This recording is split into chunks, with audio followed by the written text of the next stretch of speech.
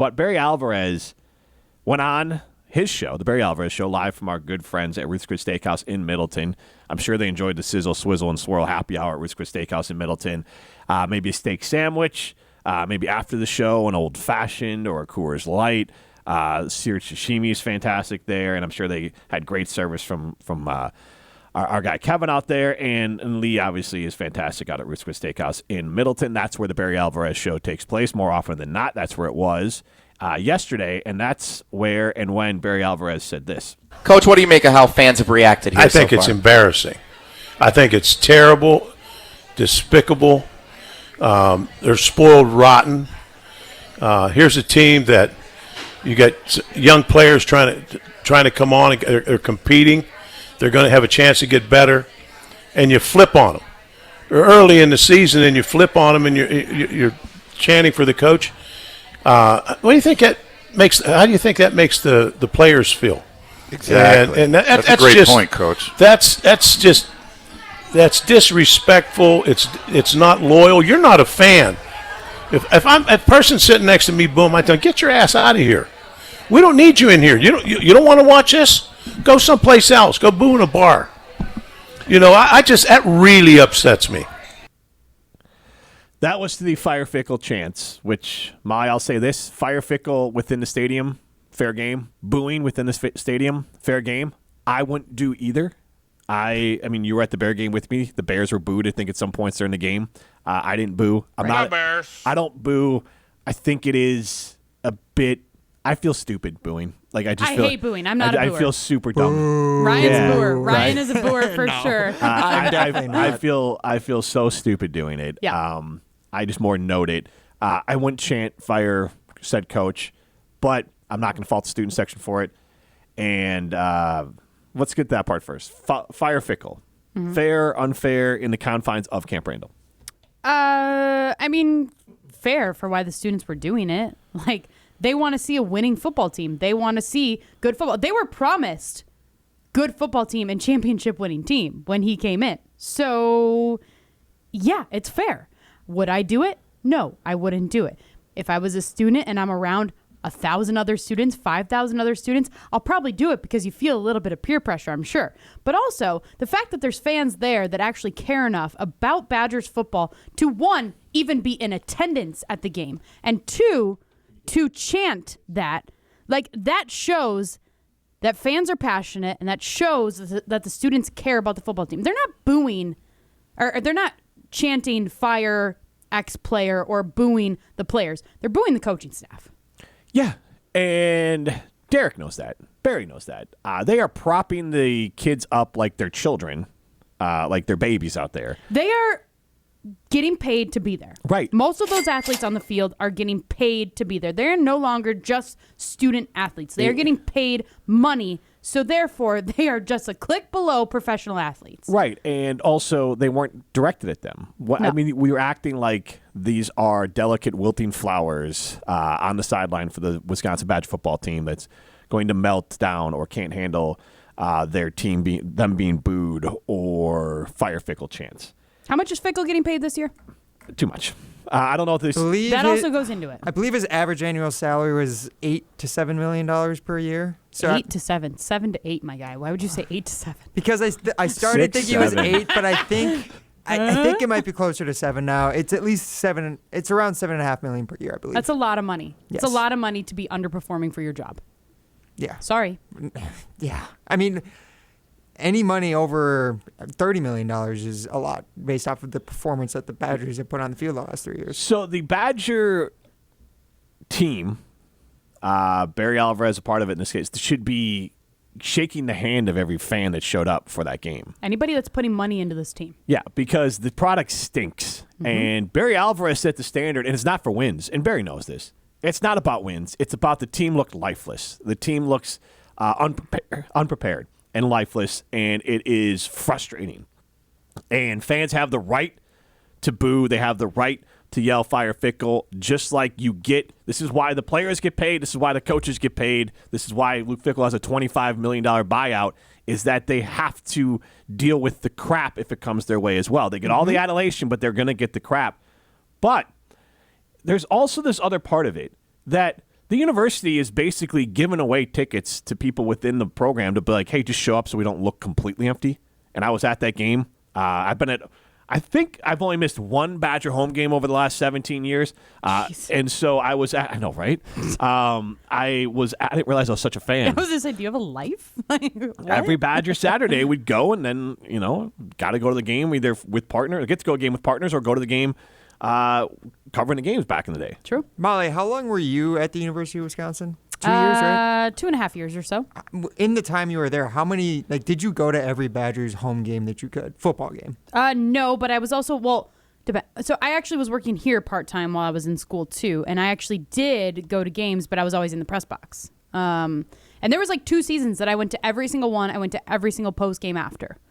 And then I realized those are really long days, especially when I started being full-time here at ESPN Madison. So then I was actually organizing our tailgates and then having to go to the games and the post games and all that. And I was like, I'm good. And also, Graham Mertz was the quarterback at the time, and we all know how that panned out. So it wasn't really that fun. But even today, as a Badgers fan, do you take every opportunity? I have no desire to go to a Wisconsin Badger game. I could go to any Badger game that I want to, and I haven't gone. I didn't go to another one. I didn't go to one last year.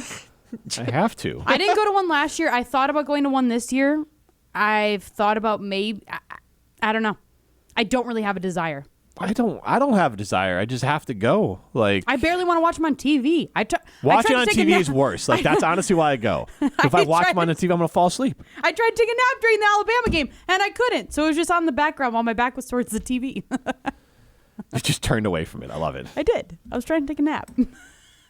844-770-3776 is how you get into the show. That's a Carbos Talking text line. List is more. I need to edit some of these comments, but I'll say this. Right, Molly, I'm not going to boo a bunch of somebody's sons, talking about these are people who are at least, something of, you're not out there being extra mean to them. And then we'll go with I don't care if they're somebody's sons. I just feel like a jabroni. No, he's agreeing booing. with you, but also, he's saying that they're booing Fickell in that moment. He's not out there booing those kids specifically. Gotcha. And then the best I can do for Tim's comments is Karen Barry is, I guess I can pull that from all the things that Tim sent in. I get the rest of it, Tim, but I can't say it. Absolutely ridiculous. Then Robin Madison says Barry being Barry is about the only thing I can read out of that one. Then Donna DeForest says you can't believe everything on Fickell. Players are lousy in these pride. Best players you can get. I don't know exactly what was. Was he Pride trying to a lion? I don't think so. Was he trying to text practices? Lousy in these practices? I don't know what you can get. Yeah, I'm not sure out of that one, but yeah. I mean, he's not wrong. No. I mean, the players aren't executing and the coaches aren't coaching well. And beyond all that, it doesn't feel like anyone around the athletic administration, the football program, has any sort of grasp of what's going on. I mean, it's very telling when Chris McIntosh feels like he has to assemble a press conference when nobody asked him to, because after the game. I think that's just doing a bad job. I mean, it's don't do that. It's crisis management, and you're almost creating your own crisis. Yes, it was crisis. You're drawing more attention. Crisis to creation management. Yeah. That's what that was from Chris McIntosh. If you wanted to teach a class at University of Wisconsin and say, hey, how do you create a crisis out of nothing? I'll hold a press conference unprompted and tell everyone the coach's job is safe. This is utterly preposterous that I've even heard that. So, I wish that was about. Do we have the clip that I called for that I called off the air for? I want to hear this real quick. They better get season tickets right now because before long, they probably won't be able to. Oh, they can, Barry. They can get tickets. They can get tickets for $3 to get into the game. You can get dead nuts center of the stadium, $50. You ever heard that phrase, $22. Dead nuts? Dead nuts center. No. We did this before. It's a real thing. You did it on the jump around. I think that's where you discussed it, actually, Jim. Dead nuts center. Different show that starts with a J here at ESPN Madison. But yeah, dead nuts center is apparently when you're right in the dead in the middle. I would say I could gather the information, but yeah. I mean, dead nuts center. So $3. Dead nuts is it's used in many trades to mean spot on and accurate. And you know I'm a tradesman. I host the Edge Construction and Home Remodeling Show, so I'm allowed. So you're wearing a flannel today? I obviously. Yeah. I'm one of us. I can do that. I can say dead nuts because I host a trade show. So actually, though, does that $3 include all like the fees and the taxes and everything? Yes, that's No what, way. For the Miami Ohio game. It said fees included $3. That's not true. The fees and taxes would be $3 themselves. Okay, the Miami Ohio game, I believe, the cheapest tickets for the Iowa game are $79 that I see. And that's right now. That will go down. Yeah, that'll go down as the game. gets Miami closer. Ohio Yeah. $22. What do you think they will be after the Badgers game against Michigan wraps up on Big Noon kickoff? Well, they're going to 2 get Saturdays from annihilated now? in that game, I They're gonna- guarantee. They're going to So- pay you. Be a job. Instead of having like gonna scalpers, give you it'll a just be like tuition? UW workers, like just handing out tickets outside the stadium. Free, yeah. That's going to be really... Oh, Take God. one, free. Jonah Booney says, Barry's comments only further my opinion of the upper reaches of the athletic department and UW-Madison's leadership. It's a country club. Tone deaf, ignorant, and blasé as all heck. Hurts to say it because Barry is a legend. Yeah, I do think that the university right now has either stuck their head in the sand or they're being completely tone deaf. This is not quite like let them eat cake, but this is idea of like, let's just tell everyone everything's okay. But it's not. And But everybody knows it's not. But what, I mean, what are but they? they don't believe. Apparently, the university is acting like fans are not infuriated. That they're acting like there is not. I guarantee there isn't. There are people who matter to the university, people with money, real money, that are mad, I mean, if that you are threatening their dollars. like legit, if you guys were millionaires, billionaires, whatever you got to be an investor in a program like this, would you spend your money on it? Not without some answers. Right now, I would not. I mean, it's hard to say. I mean, I'm not going to knock the people that do it, but if you came to me, and let's put it like this: if I had generational wealth, you're right. I probably would. I could put my name on a building. It's going to be there forever. Like that's a little bit different. If The I'm Rutledge Rehab Center. right, if I'm a business owner, what's with them? What's in it for me? Why am I giving you money? Who's coming to the stadium? They're in a bad mood when they're at the stadium. So I want my truck up on the billboard while everyone's booing. When you're going to put my ad up in the fourth quarter when everyone's gone. Like I mean, that is real. It's a circle I legitimately don't know how they get out of. Like I don't know how do you get NIL money in order to pay these players to make your program better? Win. 'Cause, yeah, And you can't win. You can't win without good players. Right. So, Unless you're going to play the Miami of Ohio every single week, but you're not. But that's the thing. Fickell, unfortunately, blew his chance to turn this program around. Because in this day and age, the fans are out. The fans are not happy. And rightfully so.